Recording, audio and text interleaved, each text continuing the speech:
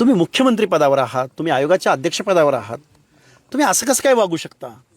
एवढं बेजबाबदार, हे भयानक आहे.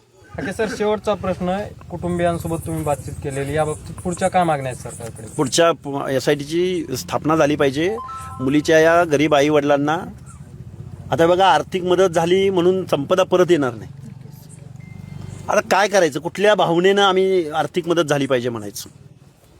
आर्थिक मदत झाली पाहिजे. त्यांच्या मनामध्ये एक तर संपदा गेलेली आहे, पण दुसरी संपदा घडू नये यासाठी शासन काय पावलं उचलणार आहे? हे पहिल्यांदा महिला आयोगाच्या अध्यक्षाचा राजीनामा घ्या, तीही मागणी आमची असेल.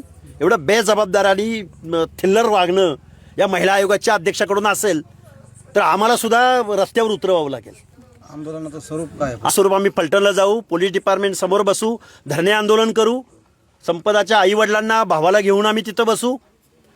जर 2 दिवसात SIT नाही स्थापन झाली तर या महाराष्ट्रामध्ये दुसरी संपदा घडू नये या महाराष्ट्रामध्ये, यासाठी आम्ही पुरेपूर प्रयत्न करू.